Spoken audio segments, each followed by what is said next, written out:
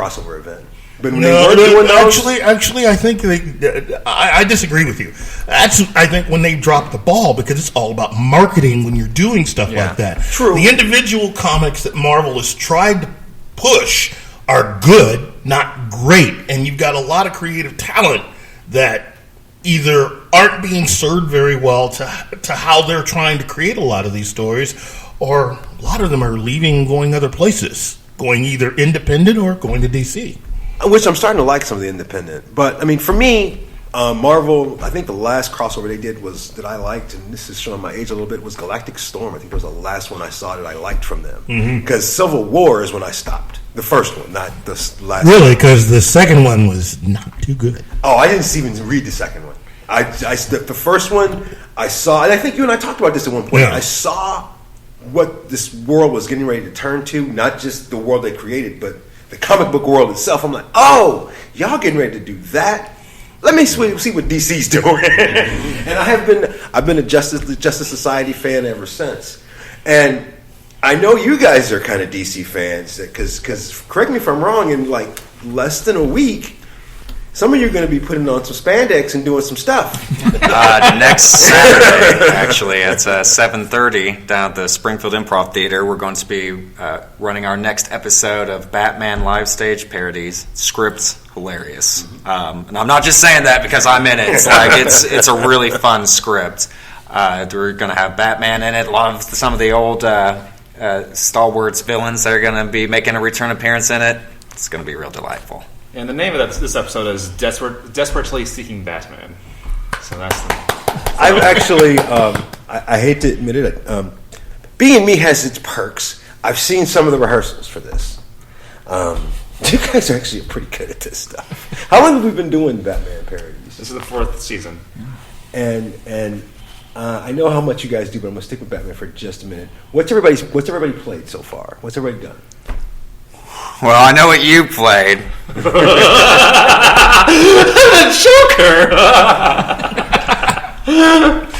I played my third favorite's version of Commissioner Gordon. And 2 other actors I like a little bit better in the show. And I'm returning as Mr. Freeze for this episode. I think he's so underused. And either they ruin him or they underuse him. Believe it or not, his power, his ability is a very popular thing that people wish they could do. I know personally of at least 2 of my ex-wives that I'd love to freeze.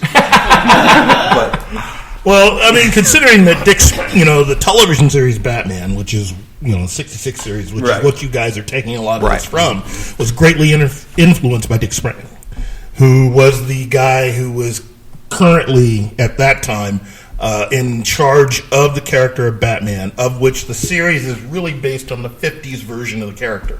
So about a decade before they did the show. Big, broad, colorful, multiple suits. In fact, that's really what the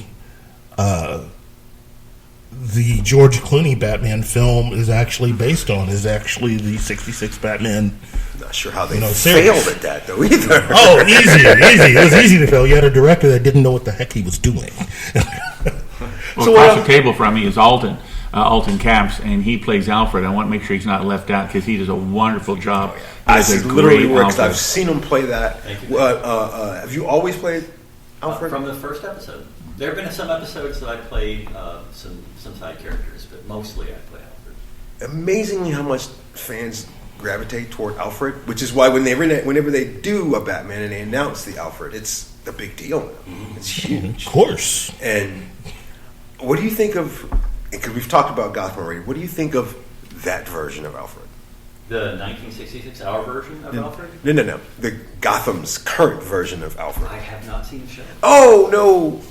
Was everybody else? Hey everybody, this is Michael Rooker, and you're listening to Fanatics and the Fan. I like him, but he's certainly different. He's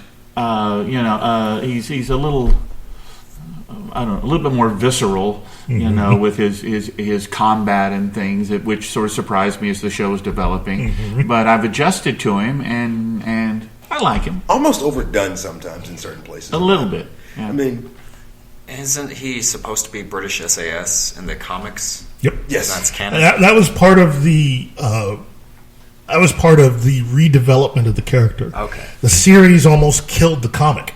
Is basically what happened. The comic was going to be canceled after the series went off of the air because it was so different than Talk what about the '66 series. Yeah, because it was so campy and it was dark. so camp. No, it wasn't that it was dark. It wasn't that the character was dark. It was just that it was so different than what they were doing in the comics that to go from one to the other was just incredibly just different. And so people couldn't get over that, and it took a guy from Missouri and a. Well, I don't remember in the comic in the '60s. Was it more like the Alfred on Gotham now, or? Alfred has always been a little more protective and a little more, because Involved. A little more involved. Okay. Like I said, the television series Batman was developed based on the way the character was in the 1950s. Mm-hmm. And so by bringing the show together, that's really what they really designed everything from the way that the series looked to how the colors were, the bang, the boom.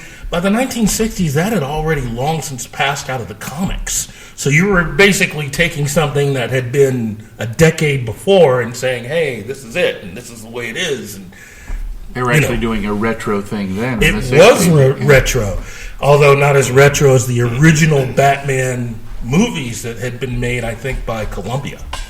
So, Or are those the ones that are black and white? yeah. Adam West is actually the third Batman. Interesting. I've seen the black and white serials where they drive the black car. Mm-hmm. They have Solomon Is it Grundy Columbia? as a- I think it was either Columbia or Paramount. It's not Republic. It was that. No, it wasn't. It wasn't Republic. Republic had their own, but I think it was Columbia because I think Columbia also released Superman serials too. So by then, you already had Batman, Superman, Shazam, and Captain America had already made their debuts in Hollywood serials. I remember the 1990s Captain America movie. Yes. Yeah, try to put that out of your head because that is real bad. Doctor Strange. Has anyone seen the Doctor Strange? The 70s? Yeah, I saw that when that was broadcast, and I'm still I knew seeing it was PG, but ever you see Flesh Gordon? Nobody's ever seen that? Oh my No, gosh. well, I don't want to admit anything, but That is not PG. That is not the kind of parody of Batman that we do. Yeah. Let's move on. So Does he save every one of us? we've done we've done 4 seasons of Batman, and I mean, you guys, these are parodies. So these are originally written. You guys basically write with these characters. What holds for our future? Because I'm interested. I've been to see you guys, so I want to know what surprises do you guys have in store for us? Not just with this next one, but what are we? I mean, are we going to see a Wonder Woman? Are we going to see the Flash?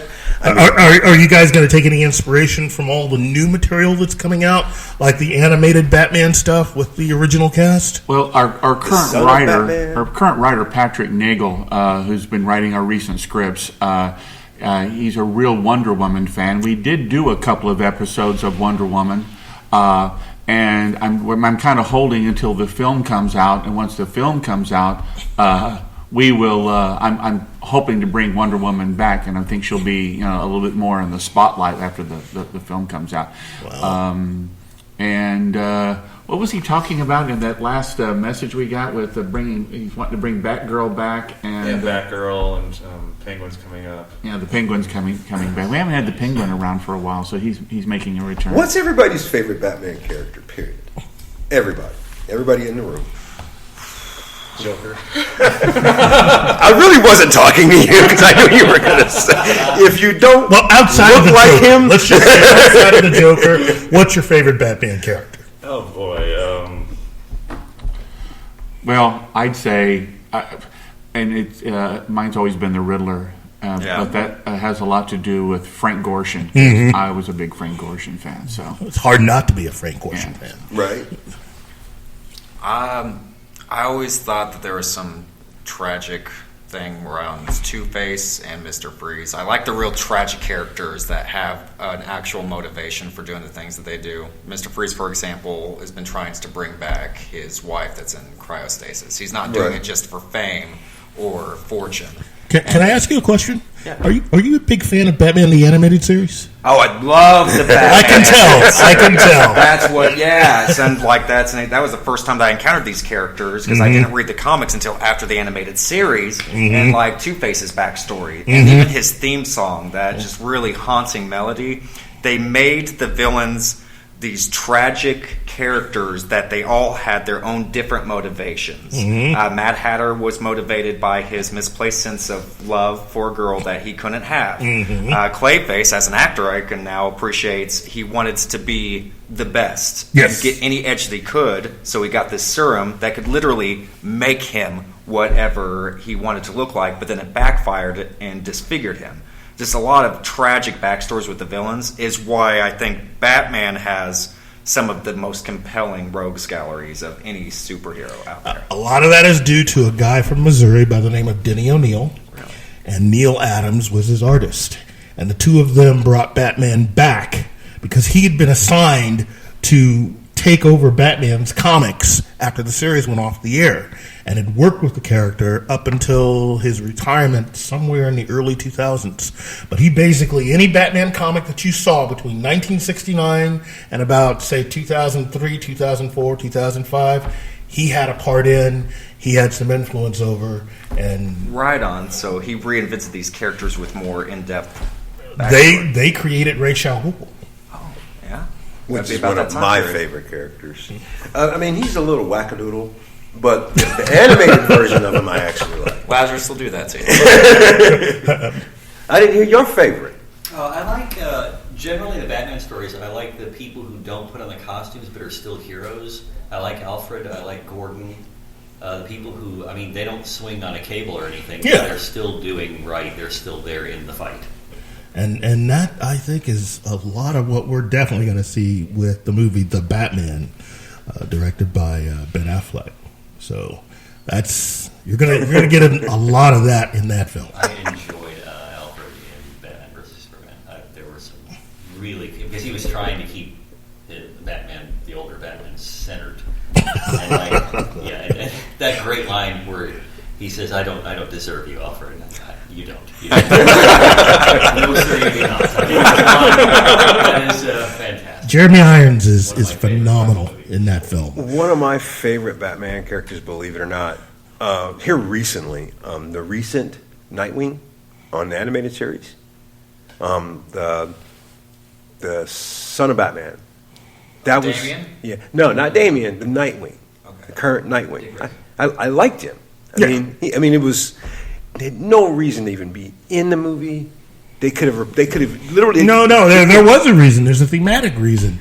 It's he wasn't necessary. Blood son versus that part technically was adopted really cool. son. That part and was that's very that's cool. that's really what you got with the character of Batman. And all of these characters have a place within this sort of pseudo family that he's gathered. You know, between say having Batgirl, whichever version that you want, Batwoman. You go through the comics, multiple versions of that. You know, his relationship with Gordon and Alfred, surrogate father, best friend, probably the only person besides himself personally that he actually trusts. You know, and then the multiple Robins. So does everybody have, and I'm going to start over here, a favorite Batman? We've had so many. You mean like the performances, the versions? The actor? Minus Ben Affleck. Let's just take him out. No, and I mean that in a good way, because we haven't really had a full movie performance from him. And so if we're going to put him off to the side.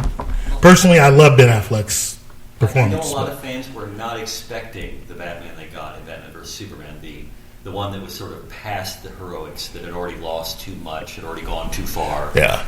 But Affleck did a great job. Oh, yeah. With the character he was given. Yes. And I enjoyed that Batman. So you're going to go ahead and pick him anyway. I Okay. think I'm going to pick Affleck. Yeah. Okay. I mean, it was a rough road for him. Yeah. But I like Rightfully so. I mean, I think the way they had written the role is that a lot of that trauma was just the loss of the second Robin, and what had happened between Joker and him and all of that. So I don't even think we've even gotten to the third Robin with that version. So Robin was murdered. they did a lot of implying of that, but they didn't actually show that in any